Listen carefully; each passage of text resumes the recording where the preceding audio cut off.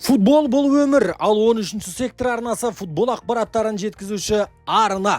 Бүгін 13-ші сектор арнасынан көретіндеріңіз.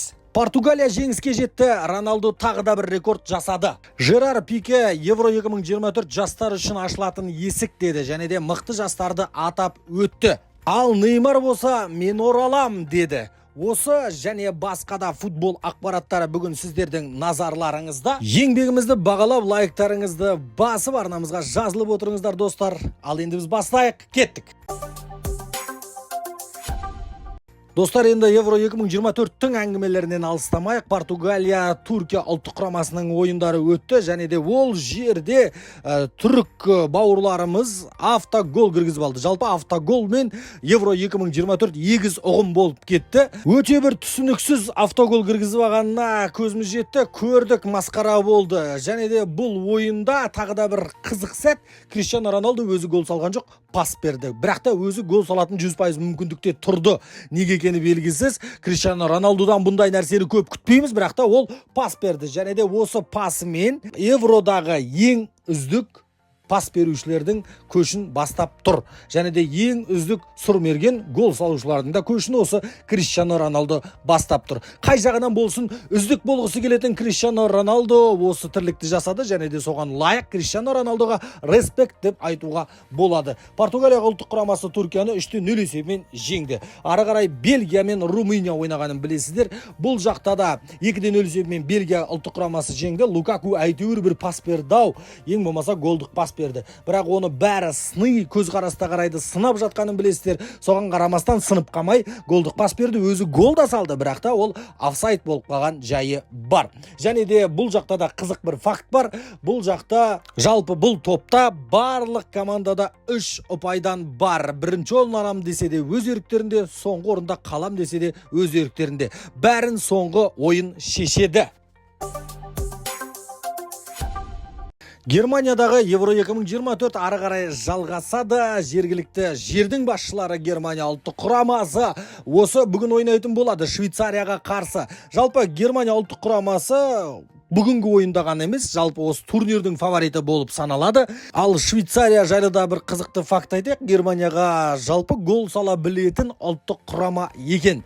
Бүгін Германияның қақпасына гол кіріп кетуі мүмкін, бірақ та фаворит Германия болғандықтан Германия ұлттық құрамасы өздерінің ойынын бүгін жүргізе алады, әдеттегідей. Сондықтан да Германия ұлттық құрамасы жеңіске жетеді бірінші таймда деген бізде ой бар. Және де бұрыштама -3,5 форасымен алсаңыздар да болатын шығар Германияның. Осындай ой болжамдарыңыз бар, өздеріңіздің ойларыңыз, болжамдарыңыз болатын болса, 13-ші сектор арнасының демеушісі 1xbet 13-ші сектор атты промокод беріп қойған. Сол промокод арқылы сіздер алғашқы депозит үшін 200 000 теңгеге дейін бонус ала аласыздар. Бұндай мүмкіндікті жіберіп алмаңыздар достар. Бонустарды алу үшін осы видеоның астындағы сілтемеге өтсеңіздер жеткілікті. Жерар Пике Еврода топ жаратын жастар жайлы өзінің пікірлерін айтқан екен. Енді Жерар Пике айтады, бұл Евро деген жастар үшін есік ашылатын, болашаққа ашылатын есік. Жастар өздерінің осы жерде көзге түсетін сәті, және де осы жерден өздерінің болашағы үшін жақсы таңдаулар болады жастарға. Ал енді мен қазіргі таңда бүкіл футболдың тарихын өзгертіп тастайтындай жастар бар. Атап айтатын болсам, біріншісі Ламин Ямал, Испания ұлттық құрамасының жас таланты. Екіншісі германиялық Мусиалла, Джамал Мусиалла да тамаша ойыншы, және де Жуд Беллингем. Осы үшеуі өте мықты қазіргі таңда деді. Және де Ямалға ерекше тоқталып өтті. Ямал жалпы футбол тарихындағы болмаған дүниелерді жасайтын сияқты көрінеді маған. Мен өзім Ямалды мықты болашақ күтіп тұр деп сенемін, және де Ямал көп нәрсені, көп рекордтарды жаңартатын ойыншы деп сенемін деді Жерар Пике. Неймар Сауд Арабиясының алған ең үлкен қателігі шығар. Сауд Арабиясы осыны бекер жасадым деп әлі күнге дейін өкінетін шығар. Сауд Арабиясы Аль-Хилаль клубы өте үлкен ақша төледі, 200 миллион евро жылына. Одан бөлек бір шама бонустарда бар екенін білесіздер Неймарда. Және де Неймар бара салып сынып қалуды дұрыс деп шешті. Мүлдем футбол ойнағысы келмейтін сияқты, футболға қолын бір сермеген ойыншы сияқты меніңше Неймар қазіргі таңда.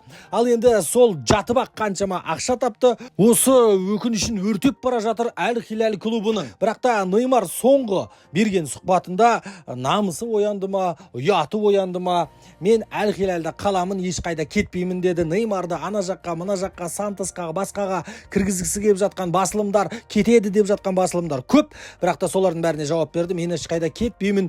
Мен алған ақшамды ақтауым керек Әл Хилалдағы. Достар, Әл Хилалда мен келесі маусымда өте үлкен, жоғары деңгейде ойын көрсетемін деп сенімдімін өзіме, және де жарақатымнан жазылдым. Келесі маусымда менен жақсы ойын күтіңіздер. Және де мен алған ақшамды өтеймін. Бұл клуб мені бекер алмағанын дәлелдеймін деп сұхбат берген екен. Неймарға сенеміз ба, достар? Өздеріңіздің ойларыңызды жаза отырыңыздар.